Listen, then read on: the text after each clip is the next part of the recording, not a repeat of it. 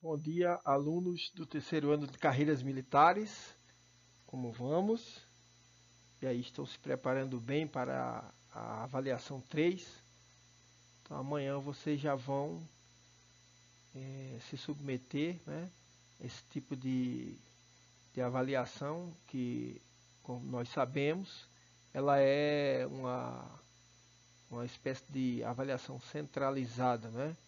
Então, a DEPA vai fazer com a A3, com a 6 e com a 9, ou seja, as últimas avaliações de cada trimestre do nosso ano letivo.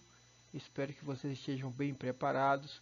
Nós vamos dar seguimento aqui ao nosso programa com a aula 8, né, do itinerário formativo do Camil. Vocês também têm as aulas de português do BNCC e essas são também importantes, né, para compor o conjunto aí e prepará-los. Como vocês vão ver, nós vamos dar seguimento ao nosso assunto, que foi notações léxicas na última aula, sendo que das notações léxicas, ou seja, dos chamados sinais diacríticos, nós vimos particularmente um que se chama o hífen, que é muitíssimo usado e talvez o sinal diacrítico, a notação léxica mais afetada pelo novo acordo ortográfico que vem desde 2009, certo? Mas ainda encontrada uma grande quantidade de livros, inclusive na nossa biblioteca, que você tem a grafia antiga, então é preciso ter muito cuidado com isso. Bom, tendo visto os casos de hífen, nós vamos fazer exercícios de hífen, né? Porém, antes vamos ver os casos das demais notações léxicas, certo? Para que a gente volte aí ao assunto da última aula e comece os exercícios, tá? Vocês vão ver que os exercícios são bem ao estilo, né, do concurso da SPSEX. Inclusive, nós colocamos um que foi do concurso específico da academia, né, diretamente quando, em alguns anos, os candidatos entravam diretamente na academia. Então, para relembrar, né, nós temos as notações léxicas, ou também chamados de sinais diacríticos, são sinais acessórios que servem para auxiliar a pronúncia das palavras.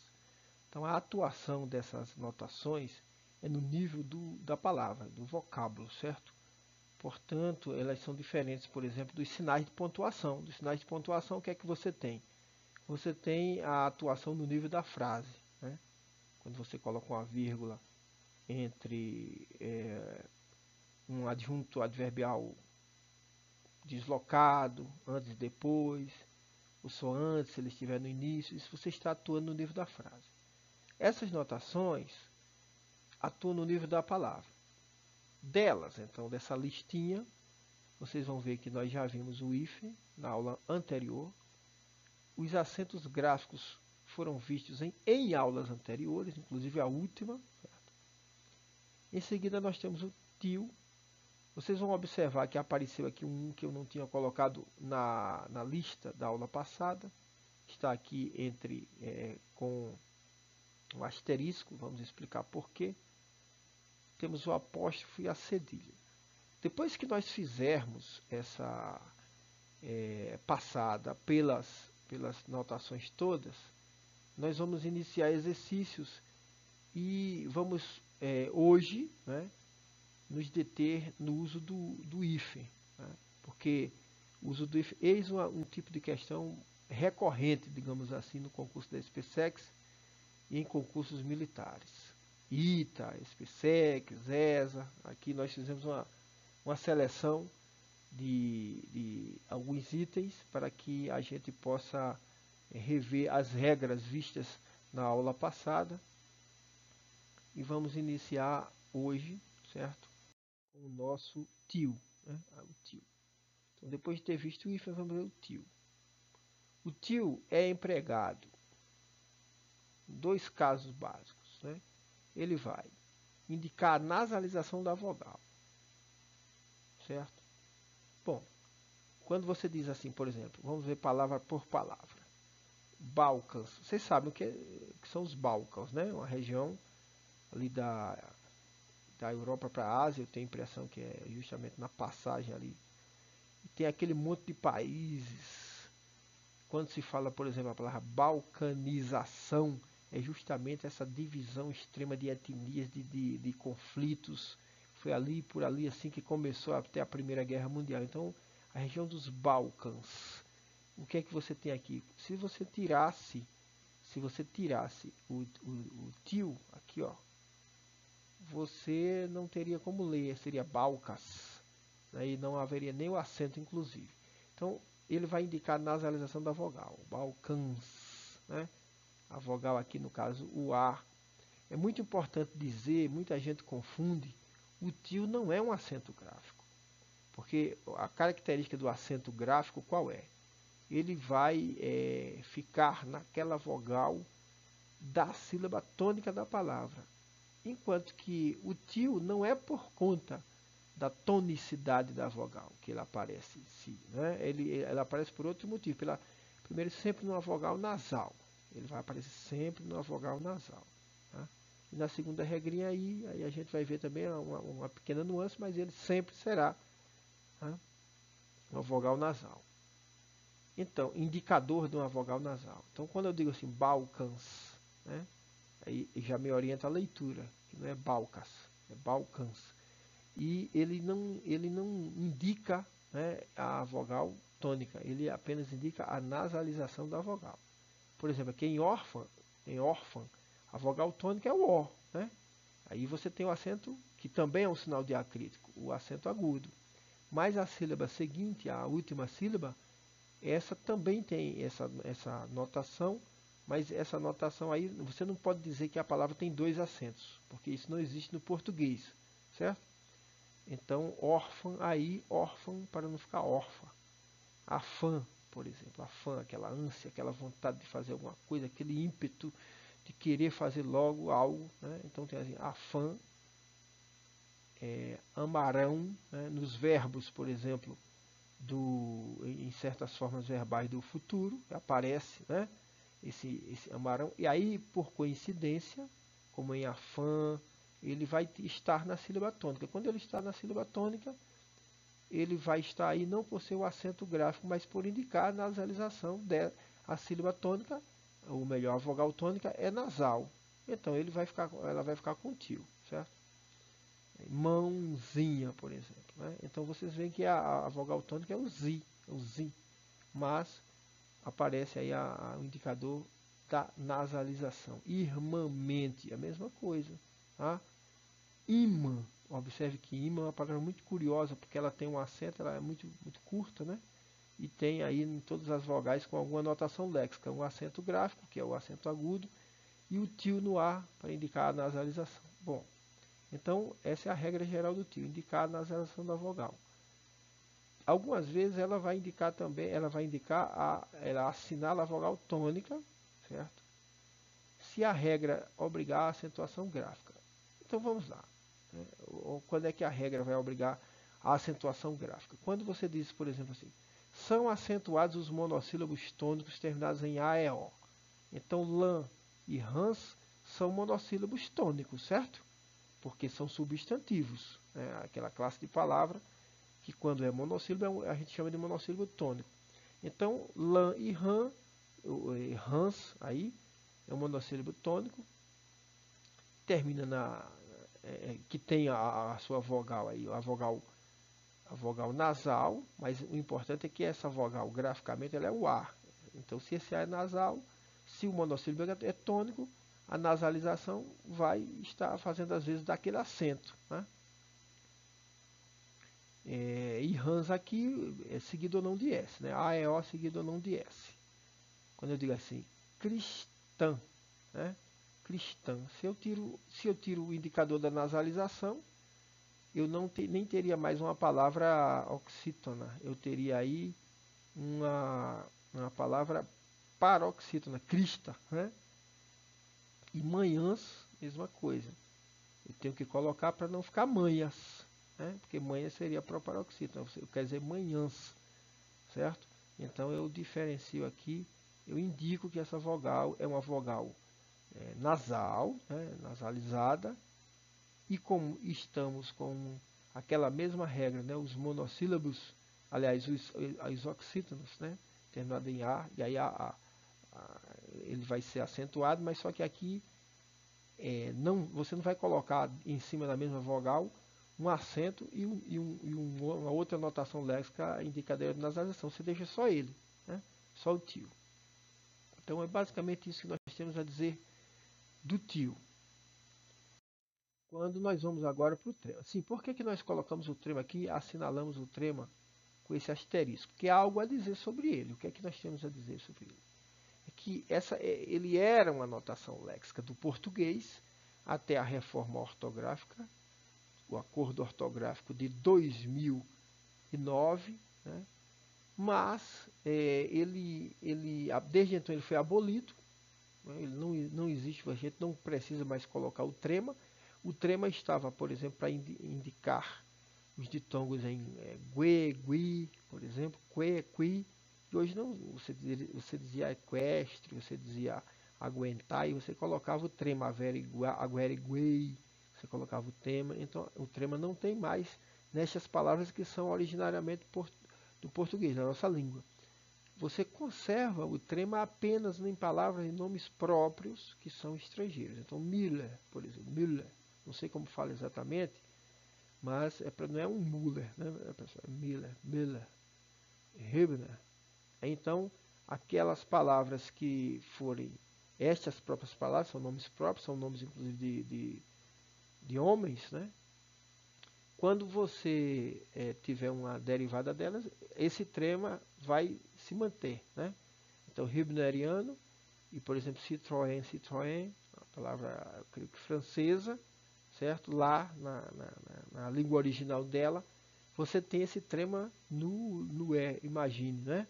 Então a gente vai fazer a transcrição em respeito aí à grafia original na língua original da palavra, que é o nome próprio, né? Que é o nome próprio. Acabou aquele tempo que o John você traduzia para João, que Henry você traduzia para Henrique e assim por diante. Então você mantém, porém deixa restrito a isso. Tá? Muito bem. Isso é o que nós temos do trema. O trema se esgota aí. Né? Ele deixou de ser um grande problema porque a gente tendia a não escrever, era um problema sério, nós tendíamos a não escrever, certo? E agora a gente, assim, digamos que aliviou a carga até de memória para ficar se lembrando. Não tem trema. Né? O apóstrofo. Esse aqui tem mais alguma historinha para contar, né? O apóstrofo. Cuidado para não confundir com apóstrofe quando você tem naquele que é uma figura literária e você diz assim, por exemplo, Castro Alves, ó Deus, onde estás que não respondes? Ele faz um chamamento a Deus assim, como um recurso estilístico, um recurso literário. É diferente, ali chama-se apóstrofe, né? Aqui é o apóstrofo e é esse sinalzinho aqui, ó, que fica em cima da letra, assim, fica sobrescrito, certo? Fica sobrescrito nas letras. Então, ele tem duas também situações primeiras, né? Situações básicas. A primeira dela, qual é? Indicar por exigência da metrificação. Isso aí nós estamos no campo literário, certo? A supressão, pessoal, o que é supressão? A gente fala essas palavras aí, ó. Suprimir é cortar, tirar, né? Arrancar de um lugar onde algo está, suprimir, né? Então, a supressão de uma letra ou letras no verso. Né?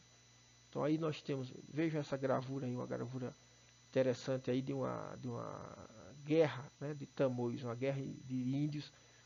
Uma dessas tribos aí que está chegando é a tribo dos tamoios. Isso é da nossa iconografia dos tempos coloniais. E você tem esse trecho da canção do Tamoio de Gonçalves Dias, nosso poeta romântico, né? Vocês já estão sendo apresentados esse ano aos poetas românticos, então a gente traz esse exemplo aí, tá? Então vejam só, esse trecho aqui da canção do Tamoio. Eu até vou ler o início da canção do Tamoio, certo? Para vocês entrarem no clima, né? Quando ele diz assim, ó, A canção do tamoio é um pai tamoio falando para o filho tamoio, ensinando os valores dos tamoios, mas os valores a partir da visão de Gonçalves Dias, certo? Porque na verdade a gente não sabe. É a visão do branco, né? Projetando branco assim culturalmente. Tá? Então diz assim a canção. Eu vou ler o que não está aí até chegar nesse trecho, né? Não chores, meu filho, não chores, que a vida é luta renhida, viver é lutar. A vida é combate que os fracos abates, que os fortes, os bravos só podem exaltar. Então tem essa batida. Veja que existe um ritmo, né? Exigência. Isso tem uma métrica. Não chores, meu filho. Não chores, que a vida. Isso aí vocês já aprenderam isso. Aí você tem versos de 5 sílabas, são redondilhos menores. E aí você tem um ritmo, tá, a seguir, tá? Para manter a métrica. Para manter a métrica, o que é que vai acontecer lá na frente, né? Então a gente vai lendo. Um dia vivemos, o homem que é forte, não teme da morte, só teme fugir. No arco que entesa tem certo uma presa, quer seja tapuia, condor ou tapir. Domina se vive, se morre, descansa, dos seus na lembrança, na voz do porvir. Não cures da vida, ser bravo, ser forte. Não fujas da morte, que a morte há de vir. E nessa batida ele vai chegar aí na estrofe em que nós temos os casos de uso do apóstolo, né? Então ele diz assim: teu grito de guerra retumbe aos ouvidos de inimigos transidos por vil comoção. E tremam de ouvi-lo pior que o sibilo, das setas ligeiras pior que o trovão. Aqui você vê que se ele tivesse lido, veja, nós temos essa palavra de inimigos, que significa de inimigos. O inimigo é uma forma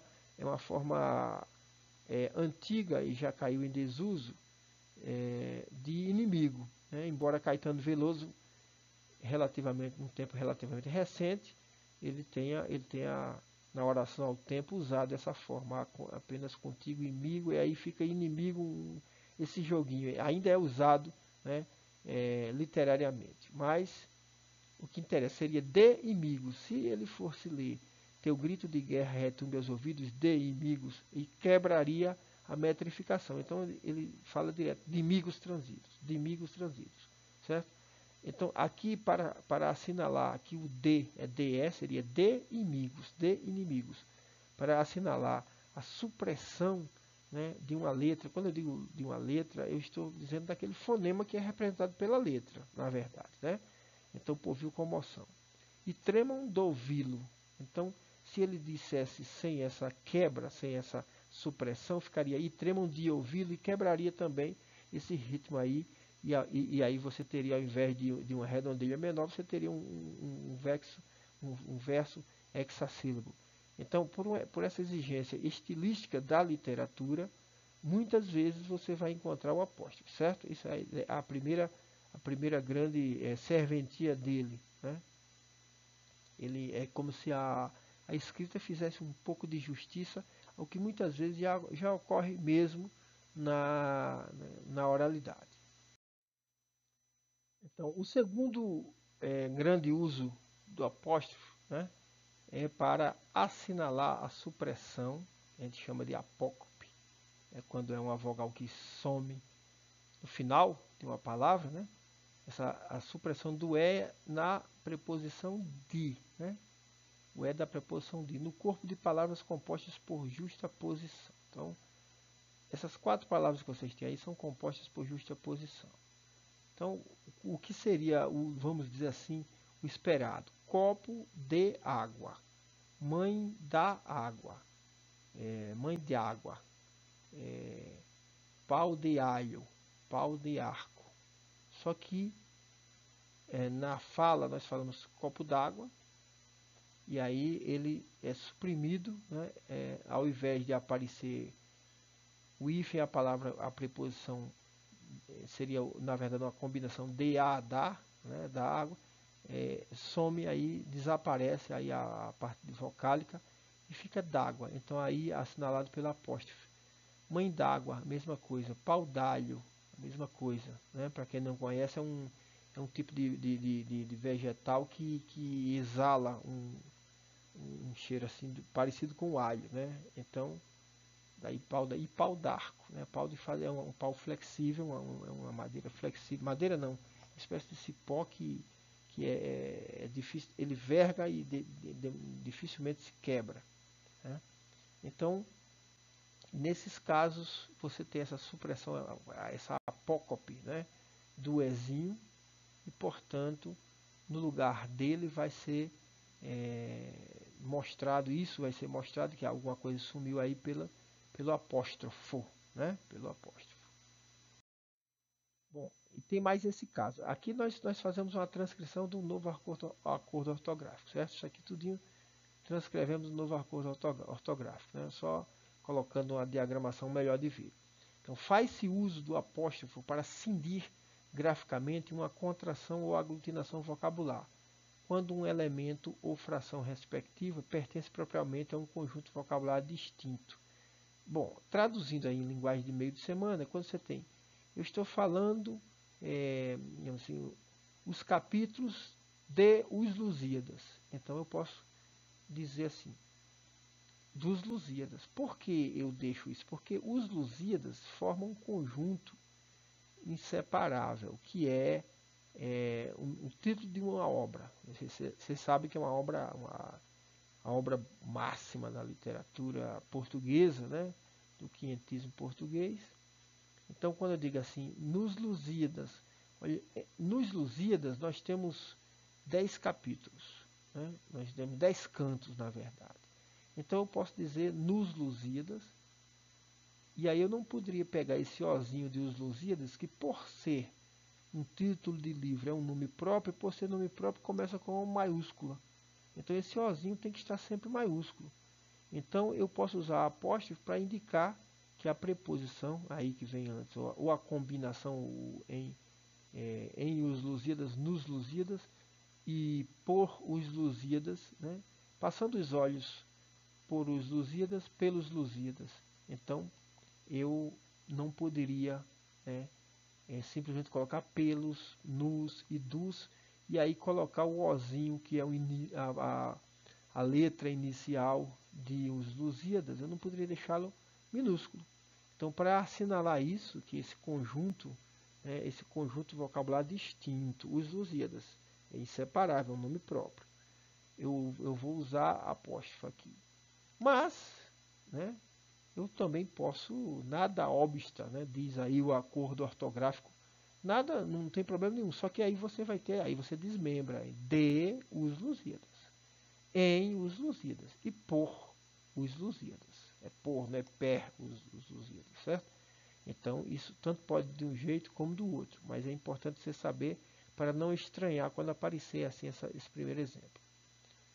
E também se assinala lá que não se empregará o apóstrofo nos casos de composição, mas a composição com exceção da justaposição, porque você sabe que existe também a aglutinação, é outro tipo de formação de palavras, né? É um subtipo de composição. Então existe a composição por justaposição, que é essa que tem mãe d'água, copo d'água e assim por diante. Existe também outros casos. Nesses casos, quando é uma aglutinação, você não vai usar, certo? Por exemplo, a palavra destarte, né, é desta arte, quer dizer, desse modo, certo? A palavra doravante é de agora, ou seja, de hora avante, ou seja, de agora em diante. Então essa palavra se transformou numa só, doravante. É um processo chamado de aglutinação. Aí você já não usa o apóstrofo. Água ardente, aí você tem aquilo, tem supressão de vogal, blá, blá, blá, mas não vai usar. E viva alma também, viva alma. Acontecerá em mãe d'água, em pau d'alho, por conta daquela regra que nós já citamos aí no slide anterior. Vamos terminar com a cedilha. A cedilha é basicamente quando você tem a letra C diante de A, de O e de U, e que o fonema é o fonema S, né? Então, eu digo maçã, maçã, estação, espaço, o A, o O e o U, açúcar. E passo. Ih, professor, que maluquice é essa? Passo não se escreve com dois S? O passo que se escreve com dois S é aquele passo que a gente dá. Eu dou um passo, dou dois passos e saio andando. Mas aí passo no sentido de uma residência de nobres, uma residência de pessoas muito importantes aí da alta sociedade, naqueles tempos antigos, seria uma corruptela ou uma redução de palácio, né? Uma variante de palácio, aí sim, passo é com cedilha. Tá? Assim nós terminamos as considerações. Vocês veem que dificilmente só tem o if, né? Agora vamos a exercícios, tá? Vamos fazer 5 pequenos exercícios aqui, todos eles no estilo SPSEX, no TRE de Pernambuco, foi um concurso. Fez um esforço sobre-humano para vencer o campeonato interregional. Aí a pergunta, qual alternativa, opa, seria melhor dizer assim, ó,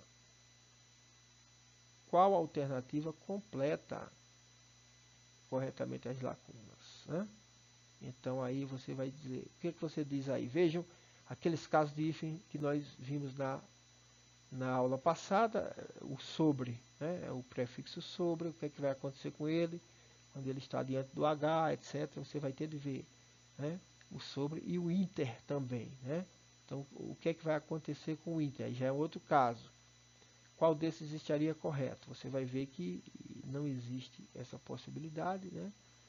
E não existe essa possibilidade também, né? Direto aqui, isso não existe no português, essa sequência de 3 letras nunca vai ocorrer na grafia do português, você já vai eliminando, tá? Aqui, vamos ver, interregional, sobre-humano, isso aqui não existe, tá? E aqui, interregional, nem se fala, né, pessoal? Nem se fala. Aí vem aquele caso. O inter é um daqueles prefixos que, quando ele é seguido de um R, você usa o hífen porque é repetido. O R se repete. Ele termina, um daqueles prefixos que terminam em R, e o substantivo, o adjetivo vem depois, tem o R. Então você faz a separação. E o sobre-humano é um daqueles casos de prefixos que, diante de um H, aí você coloca o hífen entre os dois. Qual seria a resposta? Então, a resposta é a letra C. Tá? Justamente essa. Vamos para o segundo exercício, já é do ITA. Tá? Segundo o novo acordo, a gente entende que é o novo acordo ortográfico, entre as palavras pão duro, copo de leite, pão duro significa avarento, copo de leite planta, e pé de moleque, que é aquele doce. Né? Então, nessas palavras, esses 3 substantivos aí, no caso é um adjetivo, 2 substantivos, onde é que, em quais deles o hífen é obrigatório? Então eu pergunto, em nenhum deles? Só no primeiro? Só no segundo, na segunda? Em todos eles? Na primeira e na segunda? O que é que vocês acham? Eu teria a dizer primeiro para vocês verem que o pão duro, se você deixa desse jeito, ele vai significar exatamente um pão que foi deixado há algum tempo e secou, ficou duro, certo? Ele simplesmente endureceu, perdeu a umidade, etc. Aqui em Brasília acontece muito. Mas eu quero dizer o sentido, foi dado o sentido de avarento. Então já não é mais aquele significado original. Aí você já não tem mais um substantivo e um adjetivo, você tem um todo, é um substantivo composto.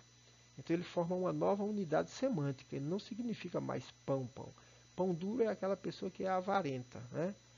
Fulano é um pão duro. Então nesse caso aí você vai ter de colocar o hífen, certo? Do mesmo modo, quando você tem copo de leite, e aí tem dizendo que é uma planta, e vocês viram que são mantidos os hífens naquelas palavras da botânica. É um exemplo aí. Então, copo de leite já forma um outro conjunto. Não é um copo de leite que eu tomo, não é um copo com leite dentro, né, contendo leite. Aí já forma um novo conjunto semântico, certo? E aí, sendo da área da botânica, mais ainda você vai ter os hífens, né? Você vai ter, na verdade, 2 hífens aí. Agora, pé de moleque perdeu. O pé de moleque tinha, até o acordo ortográfico, e ele perdeu. Eles formaram uma espécie de locução, né? Uma espécie de locução. E não é considerado, né? Não é considerado, é como se eu dissesse pé de mesa, certo? Embora tenha mudado completamente o conjunto semântico, mas não é da área da botânica, não é como que está previsto lá, certo? Então esse daí não vai ter mais o hífen.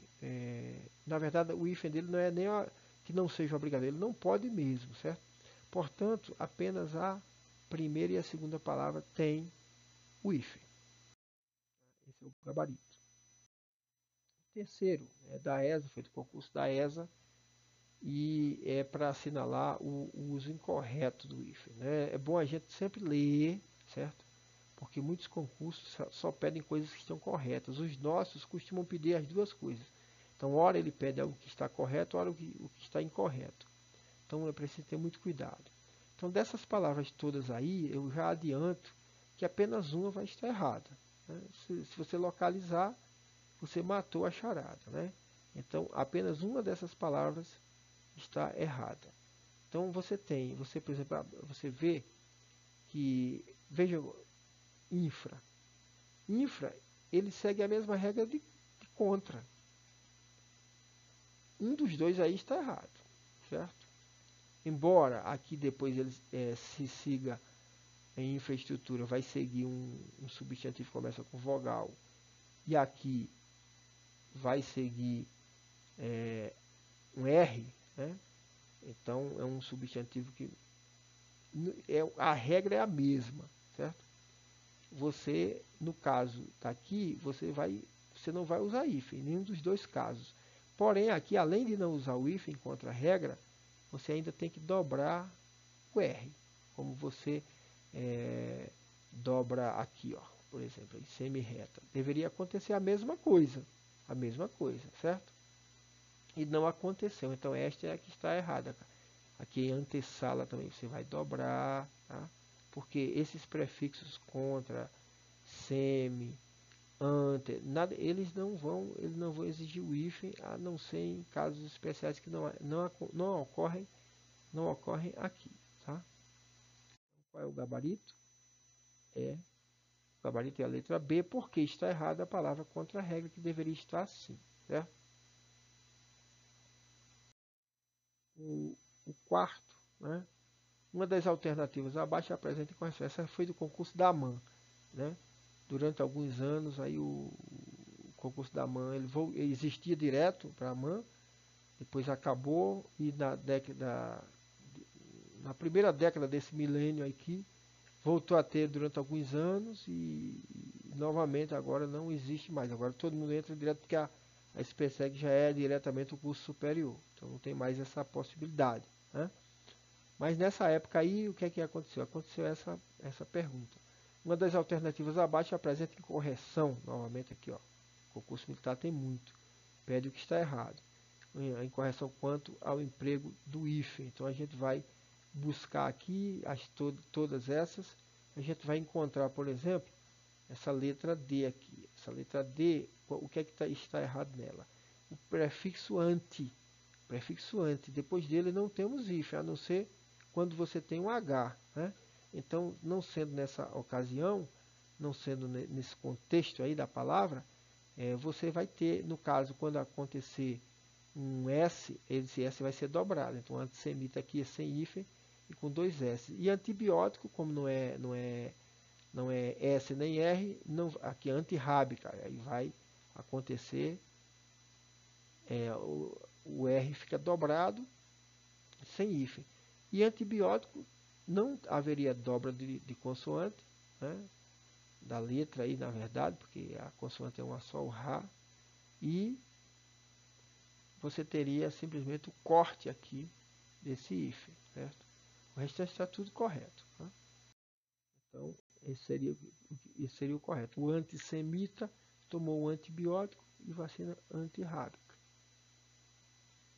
Finalmente, aqui para terminarmos a nossa bateria de hoje, né, pelo avançado da hora, assinalar a alternativa em que ocorre erro quanto ao emprego do hífen. É só você procurar aqui, certo?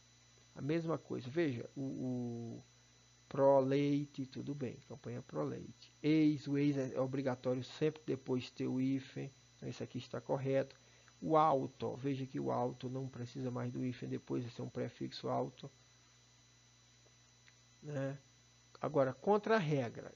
Veja que a regra aqui, o contra, esse prefixo aqui, ele não exige o hífen depois. Né?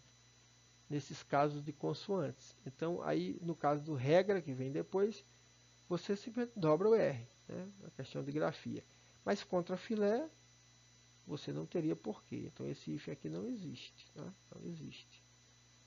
Depois, sua vida é um verdadeiro contrassenso. Né? A mesma coisa aqui, tá vendo? SS, sem hífen. O meia-direita, que é uma posição do futebol, tudo está certo. E contra-ataque, aqui esse contra vai ter um hífen, por quê? Porque ele termina em A e depois a primeira letra da palavra seguinte também é um A. Então, quando tem esse A dobrado aqui, aí sim você coloca o hífen, certo? Então, esse é o caso. O gabarito fica assim, o contra-regra comeu um contra-filé, certo? Assim, aqui nós encerramos os exercícios. Pessoal, lembre-se, mais que dominar regras, o que vai melhorar sua competência linguística é a prática constante da leitura, certo?